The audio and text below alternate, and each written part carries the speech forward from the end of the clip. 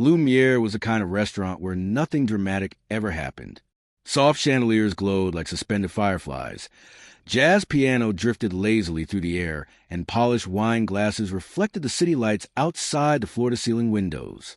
Friday nights brought executives celebrating promotions, couples whispering over anniversary dinners, and a polished calm that made the restaurant feel carved out of a louder, Messier world. Daniel Cole blended perfectly into that calm. For 3 years, he'd worked the Friday night shift. 7 to 11, no exceptions. He moved with quiet precision and a posture that made him look smaller than he really was. A man with broad shoulders but a habit of hunching them, brown hair grown longer than it should be, and a beard he kept to disguise the clean-shaven officer he once was. Most people never looked at him twice. He preferred it that way. He refilled water glasses before they were half empty, cleared plates on the right, and smiled with polite distance. The job paid enough for rent and his daughter Lily's school fees, and most importantly, it let him pick her up from her after-school program every day. At 35, he looked more worn than his age suggested, but his hands stayed steady. They had to. At exactly 8 p.m., as she always did, Elena Park stepped into Lumiere. Every staff member recognized her. Sharp black suit, long hair pulled into a severe twist, expression carved from stone. Elena Park, billionaire CEO of Park Ventures, known for decisions that sliced through companies with surgical precision. She took her usual table, number 12, far corner, half hidden behind a column, always alone. Daniel brought her the sparkling water she preferred without waiting for her to ask. Elena acknowledged him with a small nod and immediately returned to the tablet propped in front of her, jaw tight, fingers tapping with contained frustration. She tipped generously, but never tried to chat. Daniel appreciated that more than she knew. He was setting down a tray of appetizers at table 7 when his phone buzzed softly in his pocket. A quick glance, Lily. "Dad, can you come home early tonight?" His chest tightened. "What's wrong?" He typed. "Nothing. Just miss you." He swallowed, glanced at the clock. 3 hours left. "I'll be home by 11:30. Love you. Love you too." He pocketed the phone and carried on. Then the front door opened. Daniel glanced over by habit and froze. For men entered. They didn't belong in Lumiere. Jeans, work jackets, heavy boots. One wore a faded Carhartt coat with paint stains. They walked in with a purpose that didn't match the place, eyes scanning the room, not the menu. The hostess stepped forward, offering her professional smile, but they barely saw her. Their attention locked on table 12. On Elena, Daniel felt it immediately, that old prickling at the base of his spine, the one he used to rely on back when he wore a badge and walked into unpredictable rooms. The feeling that meant danger coming. He watched the tallest of them, graying hair, jaw like carved stone, signal the others. Rage flickered across his face, simmering under the surface. The men sat at the table closest to Elena's, scraping chairs loudly. They didn't look at menus. They just stared toward her corner. Daniel picked up a water pitcher and made his way to a nearby table, pretending to refill glasses while listening. "That's her." The tall one's voice was gravel. "Park Ventures. That CO. 8 months of hell because of her." Another man, a jittery, younger one, leaned in. "I memorized her face from the news." "That's Elena Park." "So what now?" a third asked. "We make her understand," the tall one muttered. "We show her what her decisions cost." Daniel's grip tightened. He looked at Elena, still absorbed in her tablet. Clueless. The tall man looked up, and his eyes locked with Daniel's. Recognition sparked. Daniel's pulse jumped. He turned away quickly, heading toward the kitchen, mind racing. He knew these men. 5 years ago.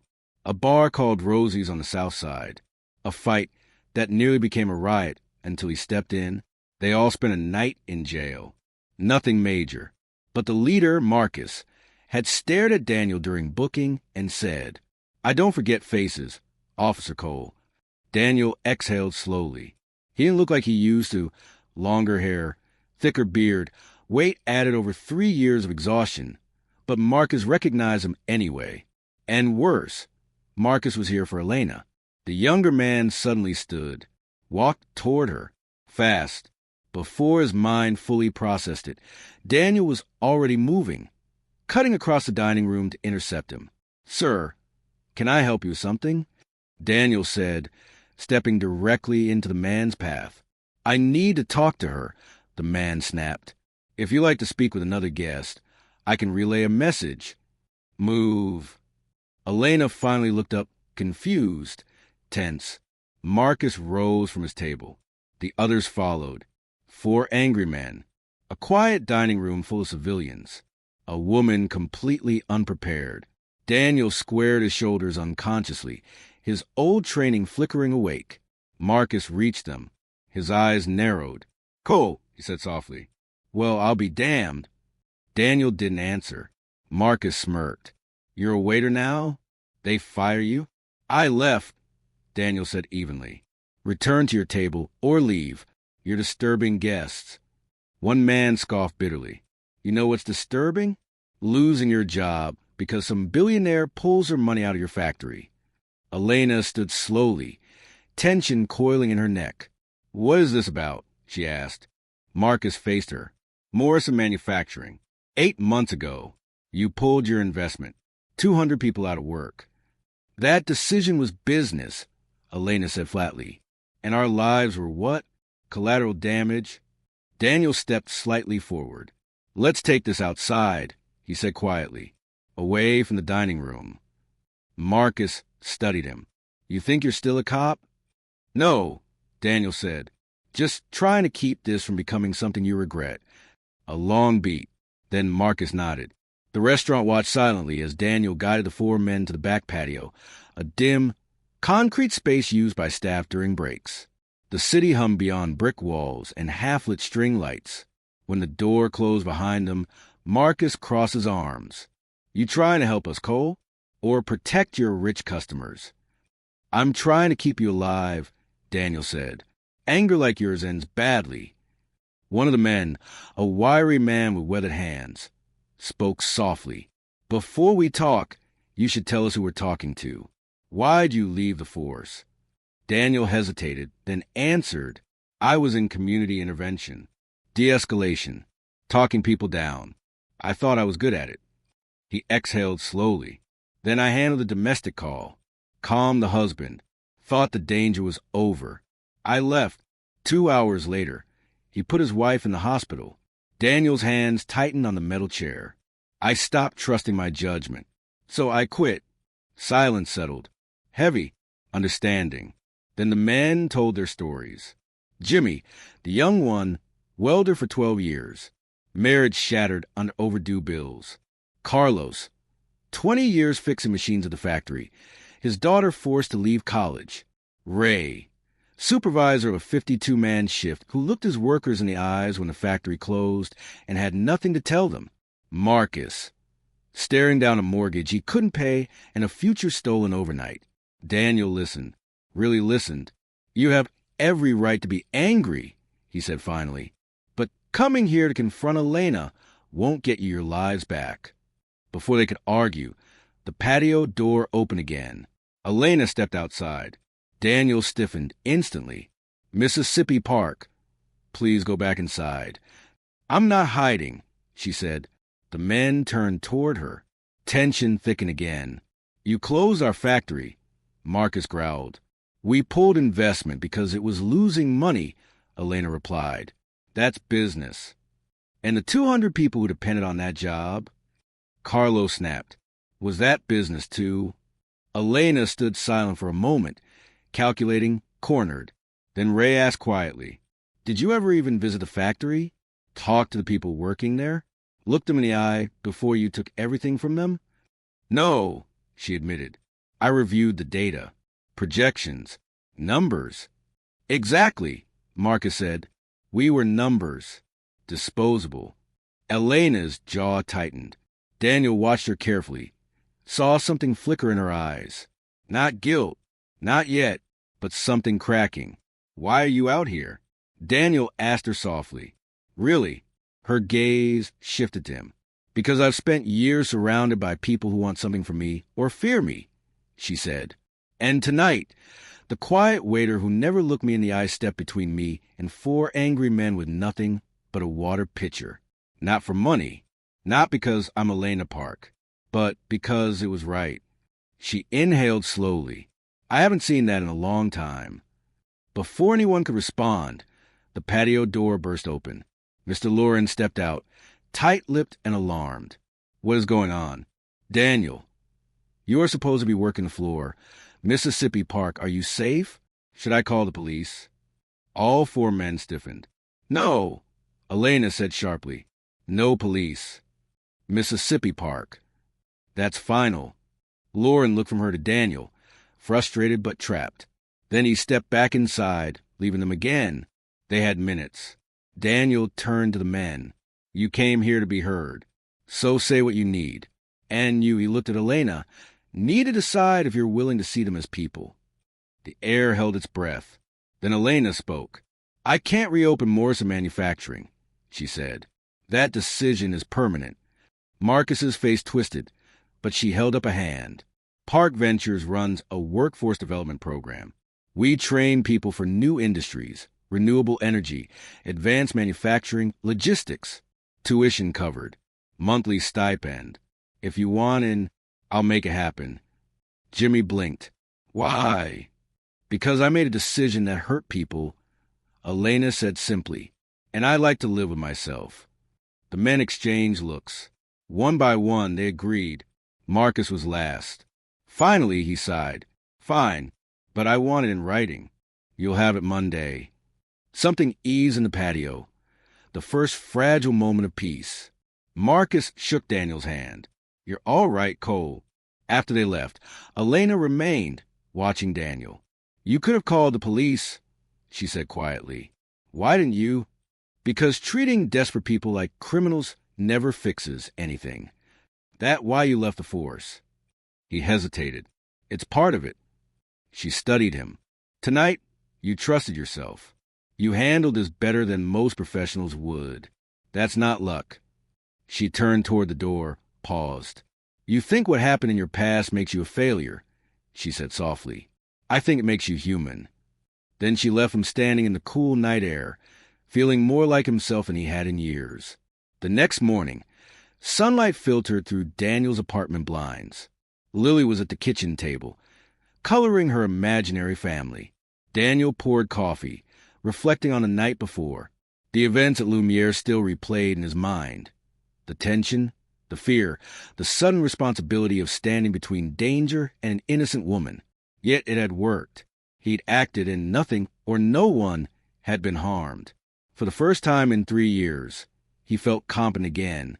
After breakfast, Daniel and Lily spent a leisurely morning. Mrs. Patterson had made pancakes, and Lily recounted every detail of her drawing. She'd added flowers, a sun, and the third figure that always appeared. It was a mystery he didn't question. He only smiled, realizing maybe she was showing him a future he hadn't dared imagine. By early afternoon, Daniel left Lily in Mrs. Patterson's care and drove downtown. The address Elena had sent led to a sleek, glass office building. Park Ventures occupied the 15th floor. The receptionist guided him to a modern sitting area. Daniel waited, heart racing, unsure whether he was stepping into opportunity or danger. Elena arrived minutes later, dressed casually but still exuding authority.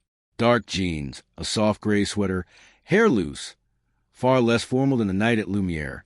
She gestured for him to follow to her office. Glass walls framed the city skyline outside. The desk was minimalistic, a single photo frame and laptop. Nothing more. Instead of sitting behind her desk, Elena chose to sit beside him, erasing hierarchy. I've been thinking about last night, she said.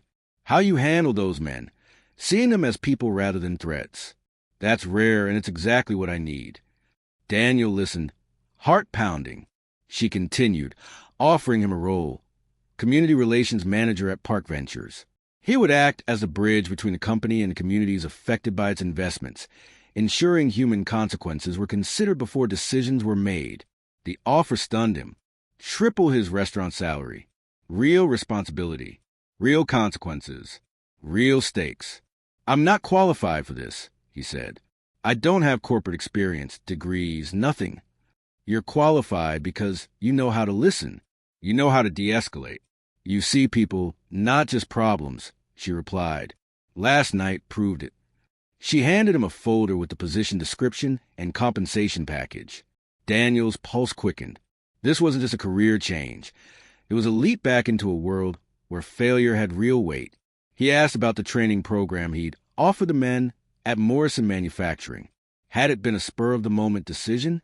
She admitted it had been both spontaneous and practical. The program existed, but he'd made her see the employees as human, not statistics. That perspective was exactly the quality she needed him to bring to her company. Daniel felt the weight of possibility pressing against him.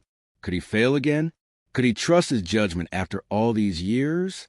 Elena seemed to anticipate the question. You've made mistakes before, yes, but you've also learned. That makes you the right person. You know what decisions cost. You understand people. He took the weekend to think, but as he watched Lily play outside, swinging higher and higher, the answer became clear. Doing nothing had nearly defined him for 3 years. Tonight, he chose action. Tomorrow, he would step into a role where action mattered. Sunday was peaceful. They visited the park, enjoying the simplicity he had worked hard to preserve. Yet, even in those quiet moments, he thought of the men from Morrison Manufacturing, of the trust he had earned from both them and Elena. The potential to effect real change, to prevent suffering before it started, filled him with renewed purpose. By evening, after Lily had fallen asleep, Daniel sat at the kitchen table, folder open, reviewing the offer. The numbers were life-changing. The work would test him. And yet, he knew he could do it. He typed a message to Elena. I don't need the weekend. My answer is yes. Minutes later, her reply appeared. Welcome to Park Ventures. We'll discuss details Monday. And Daniel, thank you. He looked around his modest apartment. Furniture secondhand, walls chipped, fridge humming inconsistently. It was a safe life, but not one of impact. Starting Monday, everything would change. He would face decisions that mattered, challenges that scared him, and the possibility of failure, but also the chance to help people in ways he had long forgotten. Lily stirred in her sleep, murmuring softly. Daniel knelt beside her, adjusting her blanket, whispering reassurance. She settled back, trusting completely. That trust, fragile and sacred, reminded him why hiding was no longer an option. He would face the world, not avoid it. He would act, not shrink. Monday would bring new responsibilities, but also new hope for him, for those impacted by the decisions he now had the power to influence, and for Lily, who was already teaching him lessons about bravery, hope, and the possibility of a life larger than survival. For the first time in 3 years, Daniel felt ready.